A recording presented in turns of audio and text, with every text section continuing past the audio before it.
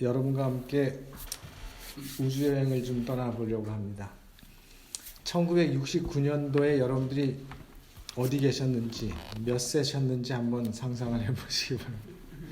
1969년 7월 21일에 아폴로 11호 우주선이 달에 착륙해서 처음으로 인간의 발자국을 달에 남겼습니다. 지구로부터 24만 마일 떨어진 곳입니다. 24만 마일. 상상이 안 되시죠? 그리고 2004년 초에 또 우리 사람이 쏘아 올린 우주선이 화성에 도착을 했습니다. 16년 전이죠. 2003년 말에 17년 전에 1977년에 발사됐던 우주선 보이저 1호가 26년 만에, 쏘아 올린 지 26년 만에 태양의 가장자리에 도착했어요.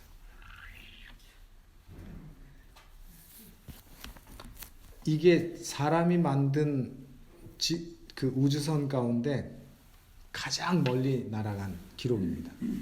이게 1977년에 쏘아 올린 보이저 1호가 근데 이 보이저 1호는 지금도 우주에서 돌아다니고 있어요.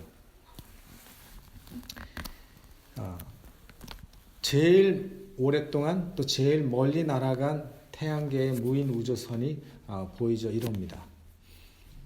근데 지금 이 보이저 1호는 뭐 목성을 시작으로 해서 이 태양계 주변에 있는 다양한 행성들과 위성들의 사진들을 지구로 계속해서 보내오고 있는데 얼마나 빠른 속도로 움직이고 있는가 하면 초속 10마일, 시속으로 하면 너무 빨라서 초속 10마일의 속도로 우주를 여행해요. 그러니까 초속 10마일은 어느 정도로 빠른 속도인가 하면 총알의 속도보다, 총을 빵 쏘면 총알이 보이십니까? 총알이 날아가는 게 보이지 않잖아요. 총알이 얼마나 빠르게 날아갑니까? 그 총알에 날아가는 속도보다 17배 빠른 속도예요. 그 속도로 이 보이저 1호가 지금 우주에서 다니면서 사진을 찍고 또 그렇게 빠른 속도로 가는데 태양의 가장자리까지 가는데 몇 년이 걸렸냐면 26년 걸렸어요. 지구에서 태양까지의 거리가 1억 5천만 킬로미터. 상상하기 힘든 정도의 먼 거리죠.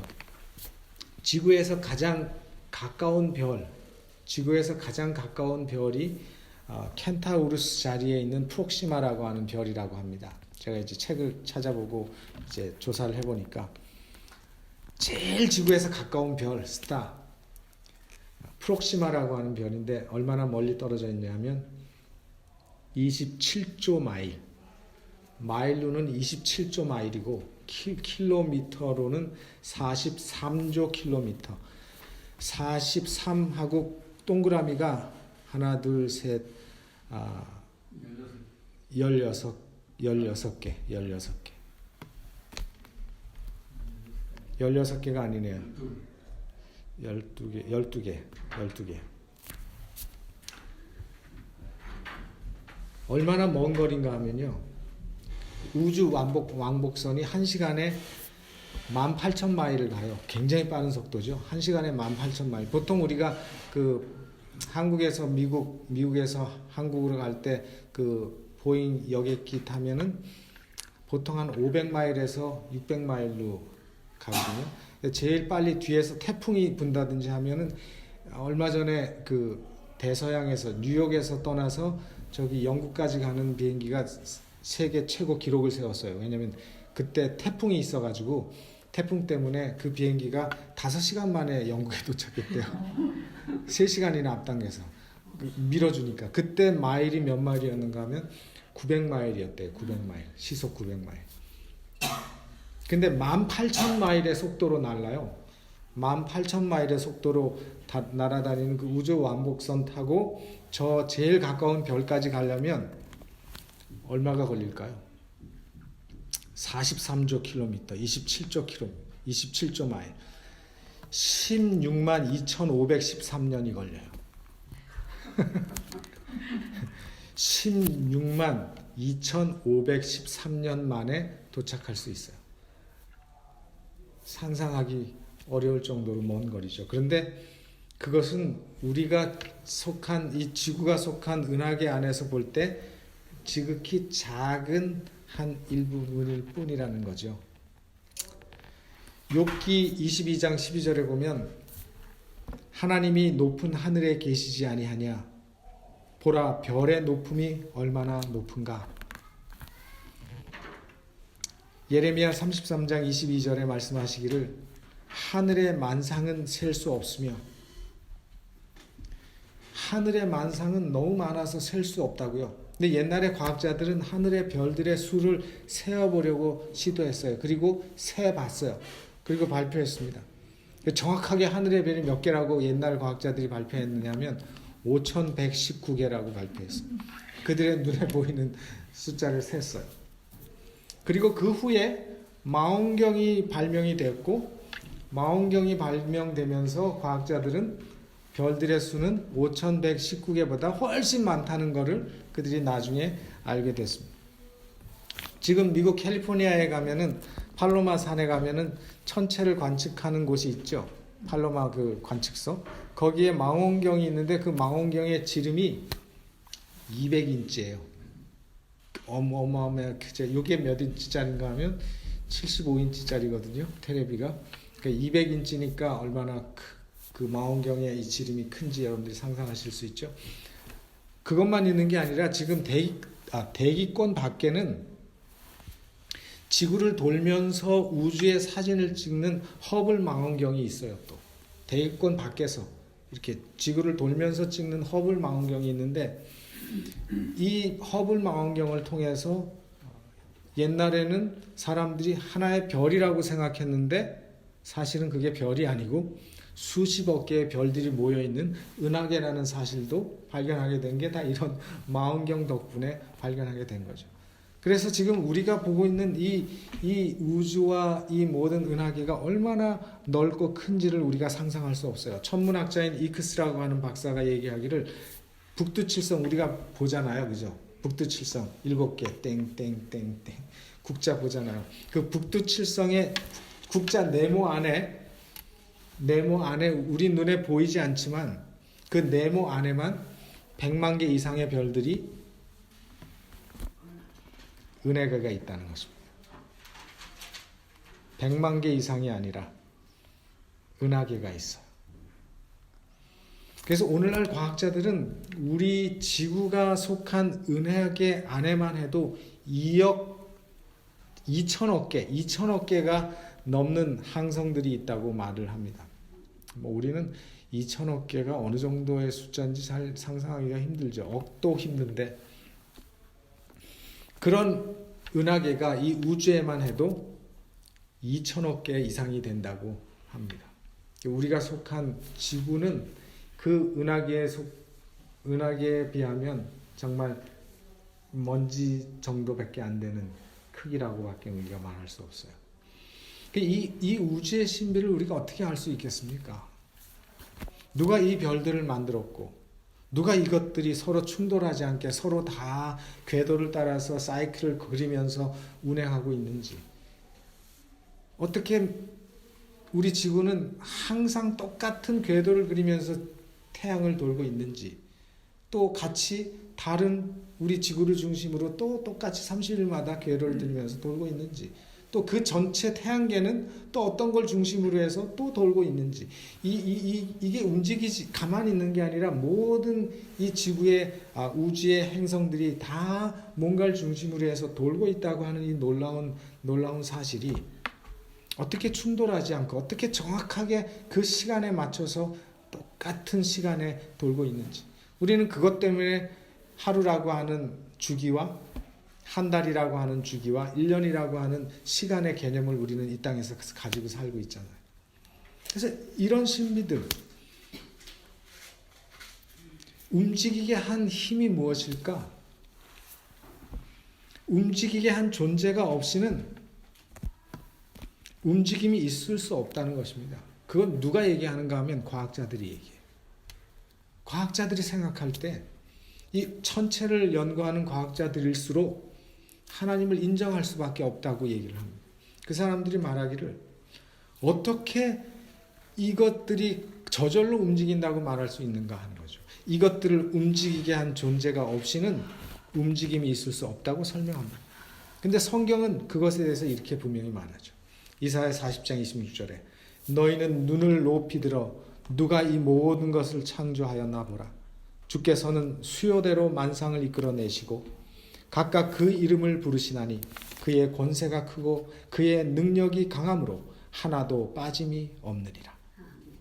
이 넓은 우주를 속속들이 하나하나 아시는 하나님이 이 모든 것들을 운행하고 계시고 그 하나님이 여러분 한 사람 한 사람의 이름을 잊지 않고 계시다는 것이 성경에서 우리에게 말씀하고 있는 것입니다.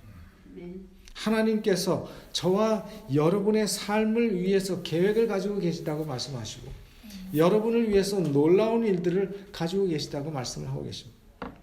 그렇기 때문에 우리는 이 좁은 세상에서 짧은 세상에서 그저 아웅다웅 살다가 죽을 인생으로 주님께서 만들지 않으셨다는 것입니다. 하나님께서는 우리로 하여금 저 넓은 그 우주를 우리에게 보여주고 싶으신 것입니다. 근데 우리의 지금 있는 이 인생을 가지고는 이 육신을 가지고는 우리가 아무리 가고 싶어도 제일 지구에서 가까운 별에 가려고 해도 16만 년이 걸리는데 어떻게 갑니까? 100년 사는 사람이. 하나님은 그 세상을 우리에게 보여주고 싶으신 거예요. 여러분 그거 상상이나 해보셨어요? 그 놀라운 계획을 하나님이 가지고 계세요.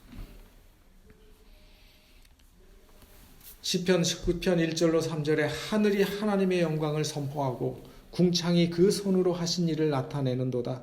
날은 날에게 말하고 밤은 밤에게 지식을 전하니 언어가 없고 들리는 소리도 없으나 하나님이 존재하고 계시다는 것입니다.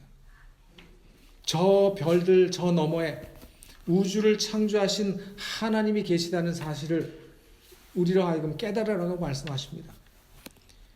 고대의 많은 시편의 기자들과 그 사실을 깨달은 사람들이 저 우주를 바라보면서 하늘의 별을 바라보면서 이 창조주 하나님께서 그 별들의 이름을 하나하나 부르시고 놀랍게도 우리들의 이름도 알고 계신다는 사실, 그리고 이 능력의 창조주 하나님께서 여러분의 삶을 인도하시고 구원하셔서 저 영원한 우주를 함께 여행하실 계획을 가지고 계시다는 사실, 우리가 거절하지만 않는다면, 우리가 그 하나님의 제안과 하나님의 초청을 우리가 거절하지만 않는다면 그 모든 축복과 그 모든 특권이 우리의 것이라고 말씀하고 계십니다.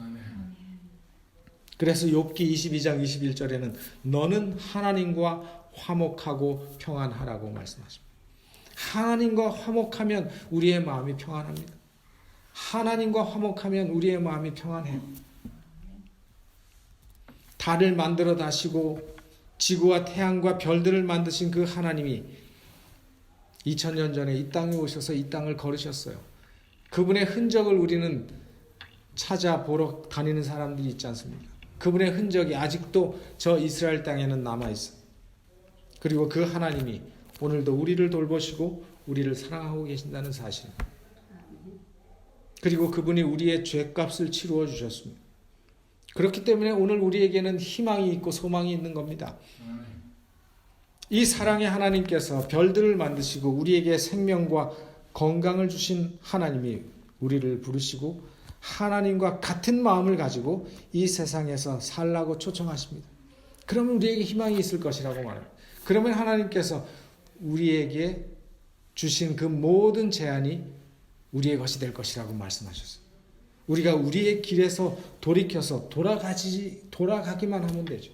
우리가 살던 길에서 돌이켜서 하나님께로 가기만 하면 됩니다. 그러면 하나님께서 우리를 받으시고 우리를 그분과 함께 영원한 우주에서 영원히 여행하면서 함께 살게 해 주셨습니다. 너희는 마음에 근심하지 말라. 하나님을 믿으니 또 나를 믿으라. 주변에 여러 가지 질병들이 있고 여러 가지 사고들이 있다 할지라도 겁내지 말고 불안해하지 말라고 말씀하십니다. 하나님을 믿으니 또 나를 믿으라. 내 아버지 집에 거할 곳이 많도다. 그렇지 않으면 너에게 일렀으리라. 내가 너희를 위하여 처소를 예비하러 가노니 가서 너희를 위하여 처소를 예비하면 내가 다시 와서 너희를 내게로 영접하여 나 있는 곳에 너희도 있게 하리라. 예수님께서 이 땅을 떠나시면서 우주를 창조하신 하나님께서 이 땅에 잠시 머무시고 우리의 죄값을 치르신 다음에 이 땅을 떠나시면서 하신 말씀입니다.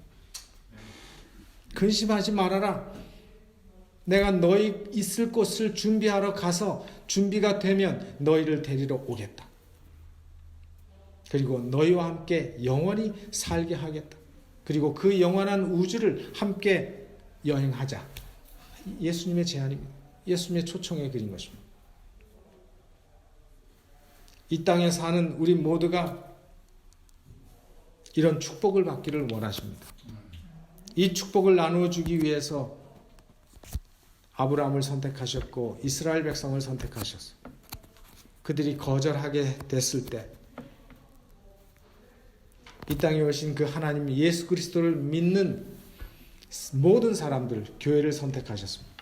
그리고 모든 세상 사람들이 하나님의 이 놀라운 계획을 알고 준비하게 되기를 원하셨습니다. 그래서 오늘 우리에게는 할 일이 많이 있습니다. 우리는 그 사실을 알고 그 사실을 먼저 받아들인 사람이기 때문에 우리는 그 사실을 사람들에게 선포할 책임이 있습니다. 또 우리에게 또 책임이 있는데 그것은 뭔가 하면 이 일을 하면서 우리의 마음을 예수님의 마음처럼 준비하는 것입니다. 우리의 마음에 예수님의 사랑을 품는 것입니다. 우리가 사는 이 땅에서 우리가 하나님이 어떤 분이신지 성경을 통해서 배우고 그 사랑을 경험해 왔습니다. 그리고 하나님을 알고 경험한 사람은 그 마음이 하나님을 닮아가게 될 것이라고 말씀하셨습니다. 그래서 점점 예수님의 마음을 닮아가는 것입니다. 내가 예수님을 믿는 사람이라고 하는 가장 큰 증거가 무엇인가? 우리는 큰 그림을 볼 수 있는 사람이 됩니다. 우리는 이 땅이 내 세상이 아니라는 사실도 알게 됐어요. 우리가 이 좁은 세상이 내가 살 곳이 아니라는 것도 알게 됐습니다. 이 짧은 인생이 내가 살고 온리 삶이라는 것이 아니라는 사실도 알게 됐어요. 예수님께서는 우리를 위해서 우주를 준비하셨고 예수님께서는 우리를 위해서 이 짧은 100년이 아니라 영생을 준비하셨고 예수님께서는 우리를 위해서 많은 축복들을 준비하셨다는 사실을 알았어요. 그렇기 때문에 우리는 이 땅에서 마음이 굉장히 너그러워질 수 있습니다. 우리는 아웅다웅 작은 것 연연해하거나 작은 시간에 연연해하거나 작은 것 소유하기 위해서 꿈틀거리지 않아도 돼요. 그런 면에서 우리는 여유를 가질 수가 있는 것입니다. 돈이 없어도 여유로울 수 있습니다. 주위에 내 편이 하나도 없어도 하나님이 내 편이시고 하나님과 내가 함께 한다면 그것 때문에 우리는 외롭지 않을 수가 있는 것입니다. 뭐 큰 직책이나 큰 권세가 없어도 당당할 수 있습니다. 왜냐하면 우리가 주님이 계시기 때문에 그렇습니다. 그것 때문에 우리의 마음은 감사가 넘치고 은혜가 넘치는 삶을 살 수 있습니다. 그래서 우리가 하나님 앞에 헌신하고 충성하는 그 모든 일들이 기꺼이 즐거운 마음으로 할 수 있는 마음이 되는 것입니다. 오늘 우리에게 그런 믿음과 그런 신앙과 그런 깨달음이 필요합니다. 그것이 믿음으로 사는 것입니다. 그것이 하나님을 믿고 사는 삶의 모습입니다. 그것이 하나님을 모신 사람들의 모습인 것입니다. 큰 것을 보고 영원한 것이 자기에게 있기 때문에 작은 것에 연연하지 않습니다. 작은 것은 우리는 언제든지 버릴 수 있습니다. 왜냐하면 훨씬 더 큰 것을 우리는 소유할 사람이기 때문에. 그래서 그런 모습을 통해서 그런 삶을 통해서 우리는 사람들에게 빛을 비출 수 있고 사람들에게 맛을 보여줄 수 있고 사람들에게 하나님께 영광을 드러내게 될 수가 있는 것입니다. 이렇게 되도록 하나님께서 우리에게 말씀하시고 날마다 우리에게 기회를 주시고 우리를 초청하실 때 그 하나님의 말씀에 그 하나님의 음성에 응답하시는 우리 모두가 되시기를 간절히 바랍니다. 우리가 가장 두려워할 것이 있다면 그것은 하나님의 이런 초청을 거절하는 것입니다. 사도행전 4장 1절로 2절에 보니까 사도들이 백성에게 말할 때 제사장들과 성전 맡은 자와 사두개인들이 이르러 백성을 가르침과 예수를 들어 죽은 자 가운데서 부활하는 도 전함을 싫어하여 그랬어요. 왜 싫어했습니까? 그들이 왜 싫어했는가 하면 그들이 죄가 많았기 때문에 아니에요.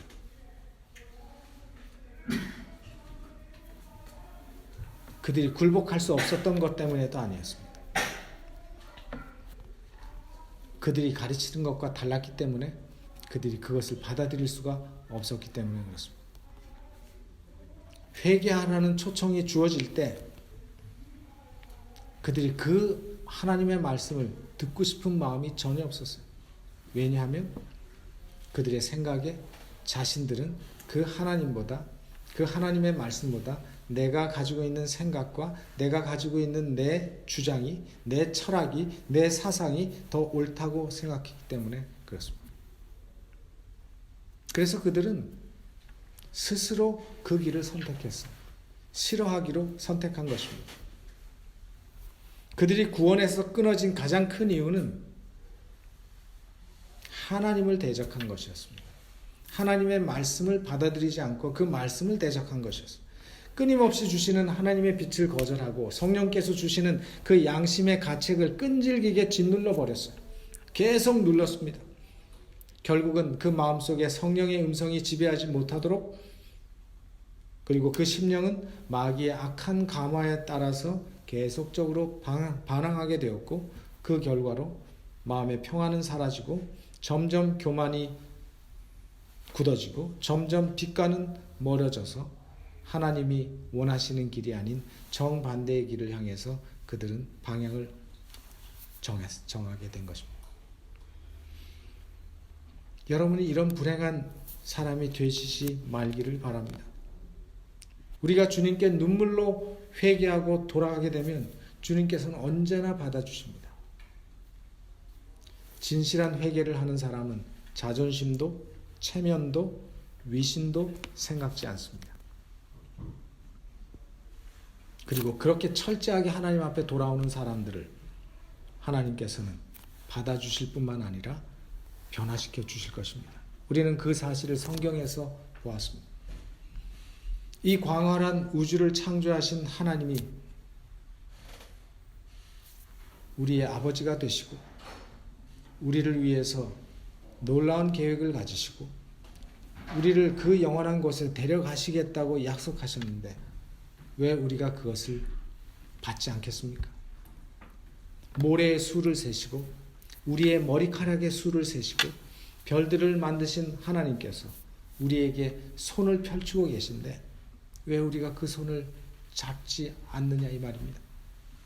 예수님께서 이 땅에 오셨을 때 그분은 질병으로 괴로워하는 사람들이 있을 때 그것을 지나친 적이 없습니다. 그 사람들을 만져주시고 회복시켜 주셨습니다. 그리고 뭐라고 말씀하셨는가 하면 내가 너를 사랑한다. 그리고 그 사람들을 안아주시면서 다시는 죄를 짓지 말라 그렇게 말씀하셨습니다. 나면서 눈먼 소경을 만나셨을 때 장님의 눈을 만지셨습니다. 그리고 그 눈이 열렸고 그는 보게 되었습니다. 예수님께서 그에게 뭐라고 말씀하셨는가 하면 이제는 이 세상이 아니라 주님을 바라보고 살라고 말했습니다. 보이는 세상이 아니라 보이지 않는 하나님을 바라보고 살라고 말씀하셨습니다. 그리고 우리도 병들고 헐벗은 우리의 도움이 필요한 사람들을 찾아가라고 말씀하십니다.